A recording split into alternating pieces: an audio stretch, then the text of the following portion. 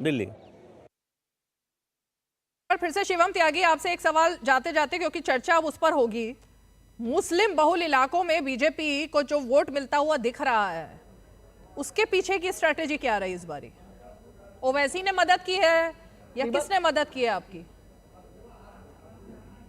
देखिए रीमा जी, मैं एक चीज कहना चाहता हूं कि जैसे दूरदर्शन है, और खास तौर पर मैं आप पर ही एग्जांपल लेकर कहता हूं, जब आपका चैनल बेहतर करता है तो वो अपने कॉम्पिटिटर्स की वजह से नहीं, अपने सीईओ और अपने ग्रुप की सोच की वजह से करता है। ये जीत आदरणीय प्रधानमंत्री जी के नेतृत्व में मिली हुई जीत है, भारतीय जनता पार्टी की जीत है। हां, जहां तक वोट मिलने का सवाल है मुस्लिम बाहुल इलाकों में, मैं इतना ही कहना चाहता हूं कि यह बदलाव है, सोच का बदलाव है। आप दिल्ली वासी हैं, हिंदू मुसलमान सिख ईसाई जैन बौद्ध पारसी ये सब आप हो सकते हैं, लेकिन आप दिल्ली वासी हैं। आपकी स्थितियां इतनी खराब हो जाए, आपकी सड़कें ना बने, आपके डेवलपमेंट के काम ना हो, आपके राशन कार्ड तक ना बन पाए, आपकी हवा इतनी खराब हो, आपका हेल्थ केयर जिसको आप दिखाना चाहते हैं वो इतना बुरा हो। ठीक है, राम गुप्ता जी, रिएक्शन दीजिए। मुस्लिम बाहुल इलाकों में क्यों पीछे हैं? पोल्यूशन का हाल इतना खराब है तो वो मुस्लिम के बच्चे को कम और हिंदू के बच्चे को ज्यादा नहीं लगेगा।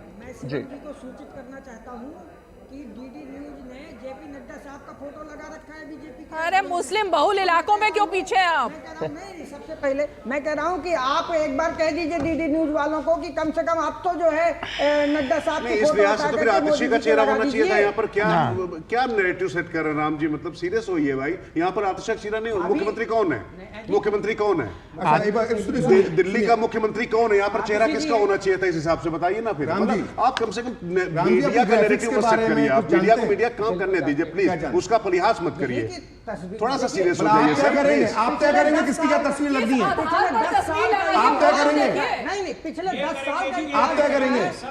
आप हैं कौन जो तय करेंगे? अरे आप हैं कौन? मैं कह रहा हूँ की तस्वीर लगती है। आप हैं कौन जो तय करेंगे? आप हैं कौन जो तय करेंगे?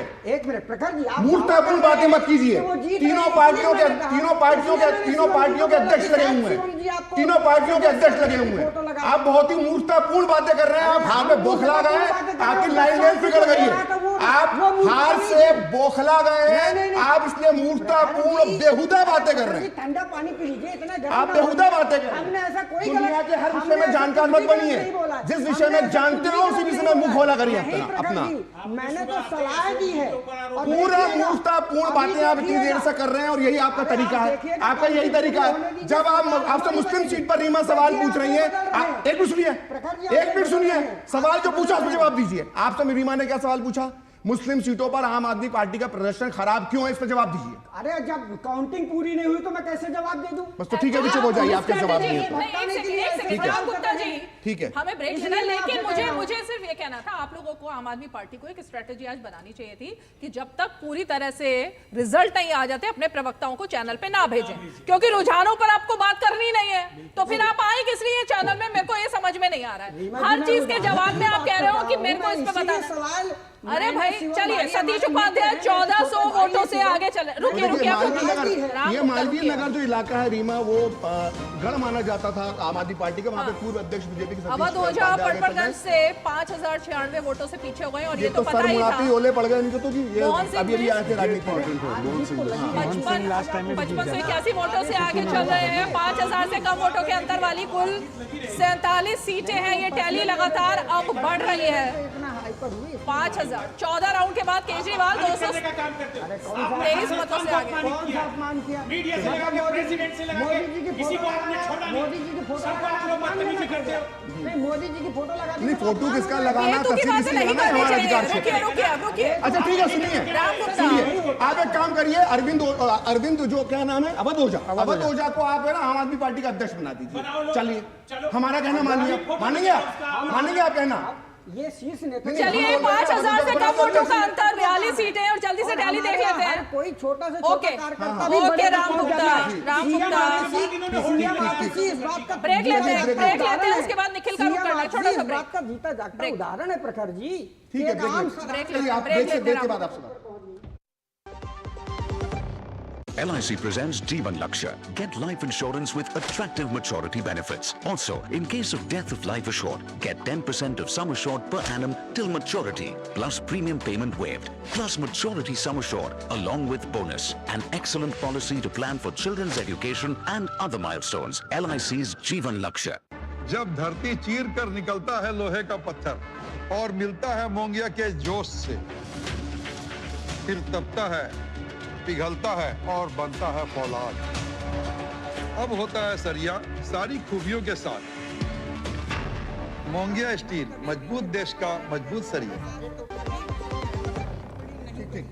चलिए ब्रेक के बाद आपका एक बार फिर से स्वागत है। और जिस तरह से यहाँ पर कई सारे अहम मुद्दे हैं, आप तो देखिए रुझानों के मुताबिक बहुत सारी अलग अलग सीटें और बहुत सारे चेहरे बेनकाब होते हुए दिख रहे हैं। बीजेपी 42 सीटों पर इस वक्त रुझानों के मुताबिक आगे चल रही है। आम आदमी पार्टी 28 सीटों पर बढ़त बनाए हुए है। कांग्रेस ने खाता नहीं खोला है और भाजपा के सतीश उपाध्याय 1400 वोटों से आगे हैं। अवध ओझा पड़पड़गंज से 5096 वोटों से पीछे चल रहे हैं। इस वक्त की बड़ी खबरें, अवध ओझा पीछे चल रहे हैं। भाजपा के मोहन सिंह बिष्ट 5581 वोटों से आगे चल रहे हैं। और इसके अलावा यूपी के मिल्कीपुर उपचुनाव में भी भाजपा आगे है। तो ये वो टैली है अब जो 5000 से कम वोटों के अंतर से 47 सीटें हैं जहां पर हार और जीत का फैसला होने वाला है। और इसमें 12 सुरक्षित सीटों में भी बीजेपी 4 सीटों पर आगे चल रही है। तो जादुई नंबर जो सरकार बनाने का है वो है 36, बीजेपी 42 पर आगे है।